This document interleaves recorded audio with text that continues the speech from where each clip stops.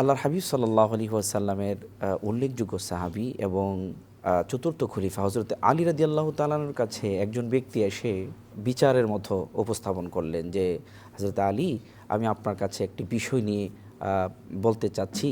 সেটি হলো যে, কোনো ব্যক্তি যদি অন্যায় করে, অপরাধ করে, তো এই ব্যক্তি কি আল্লাহ রাব্বুল আলামিনের কাছে ক্ষমা চাইতে পারে?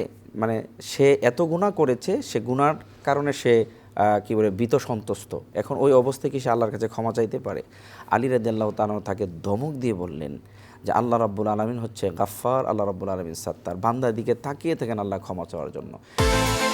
বিকাশ পেমেন্টে 10,000 টাকার বেশি অফার। শপিং চলছে তো।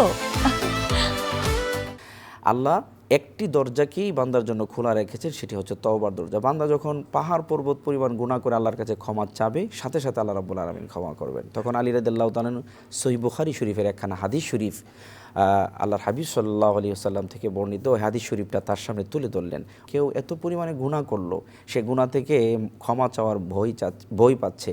ওই অবস্থায় বান্দাকে আল্লাহ রাব্বুল আলামিন কীভাবে ক্ষমা করবেন?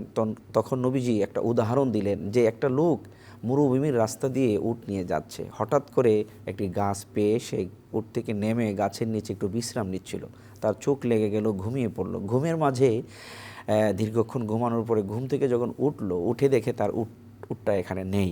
মরুভূমির রাস্তা নিশ্চিত তার এই উট ছাড়া তার পক্ষে উত্তপ্ত বালু দিয়ে চলা সম্ভব না। সে নিশ্চিত মৃত্যুর মুখে পতিত হবে। ওই অবস্থায় সে আল্লাহ রাব্বুল আলামিনের কাছে চোখের পানি ছেড়ে কান্না করছেন। হঠাৎ করেই সে তাকিয়ে দিয়ে তার ওই উটটাকে দেখা যাচ্ছে। তখন লোকটা কতটুকু খুশি, আল্লাহর হাবিব সাল্লাল্লাহু আলাইহি ওয়াসাল্লাম উদাহরণ দিচ্ছেন যে কতটুকু খুশি এই লোকটা হয়েছে।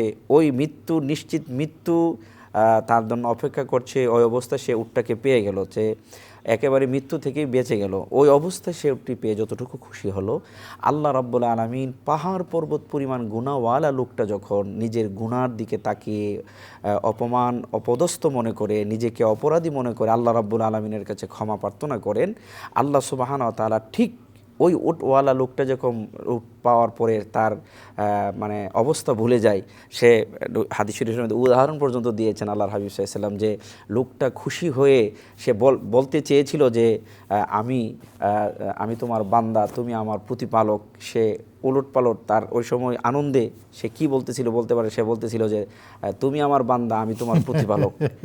সে আল্লাহুম্মা আনতা আবদি ওয়া আনা রাব্বুক। আনা রাব্বুক। সে অতিরিক্ত মানে খুশি হয়ে বলে ফেললো। আল্লাহ রাব্বুল আলামিন এই জন্য কোরআনুল কারীমের মাঝে স্পষ্ট আমাদেরকে জানিয়ে দিলেন, বান্দা যখন তওবা করে আমি বান্দার গুনাহগুলো মাফ করে দেই, এবং যেই গুনাহগুলো ছিল এই গুনাহগুলোকে আমি আল্লাহ রাব্বুল আলামিন নেক দ্বারা পরিবর্তন করে দেই।